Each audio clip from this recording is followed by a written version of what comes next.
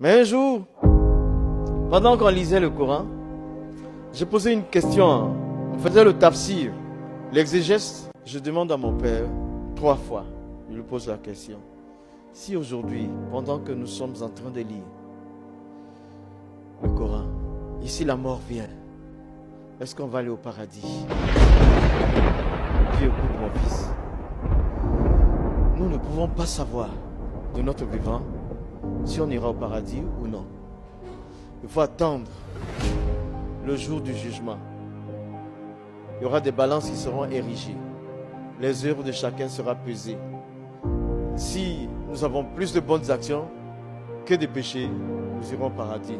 Mais si c'est l'inverse, c'est l'enfer. Que Dieu nous garde. C'est dangereux, on pouvait mourir à tout moment. Et moi, je ne savais pas la chose essentielle pour l'existence d'un être humain. La chose essentielle pour l'existence de ta vie et de ma vie, c'est de savoir où tu vas passer l'éternité. Si tu ne sais pas où passer l'éternité, tu ne peux pas avoir la paix. Parce que le rendez-vous de la mort, on ne peut pas manquer. À tout moment, tu peux mourir. Les jeunes meurent, les gens âgés meurent. Donc, je dis, il y a une voix qui montait à mes oreilles. Il m'a dit une phrase. Moussa, you know I'm saved. Moussa, tu sais, je suis sauvé. Voilà ce qu'il m'a dit. Moi, j'étais loin de savoir que c'est un verset de la Bible. Je dis, mais comment, où il a sorti une telle parole? C'est pas possible. Cet homme, il aime Dieu, mais son affaire de Jésus, ça me dérange. La voix me dit, voilà un homme qui dit qu'il est sauvé. Et toi, Moussa, est-ce que tu es sauvé? Ainsi, un soir, je suis venu m'asseoir.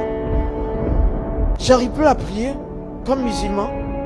Je me suis assis, là, dans ma cabine. J'ai dit, mais c'est pas compliqué. Je vais parler à Dieu directement.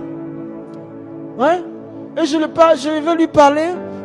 Je ne lui parle pas cette fois-ci, je ne vais pas lui parler en arabe, ni en français, ni en anglais. Je vais lui parler dans ma langue maternelle.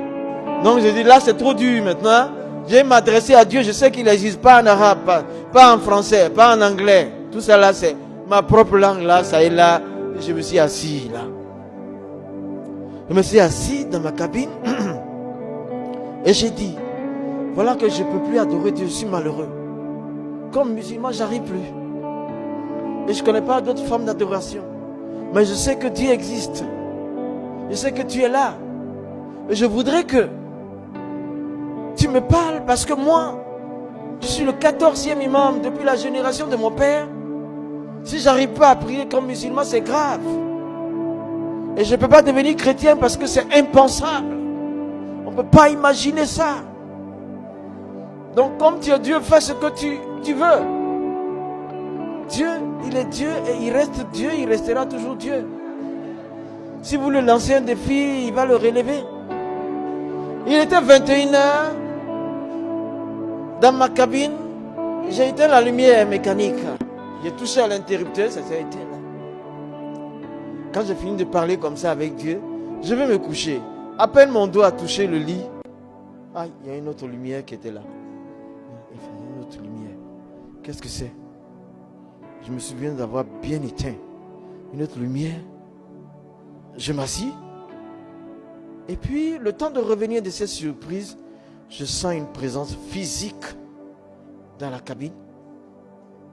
Je vois, il y a un homme qui est là. J'étais assis et il a mis la main sur mon épaule. Droite. J'avais peur. Mais je me suis dit à un moment donné, même si j'ai peur, on n'est que 2. La peur ne me servira à rien.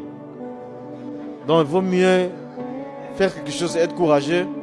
Je lève la tête, je regarde le visage. C'est un visage compatissant. Un visage d'amour.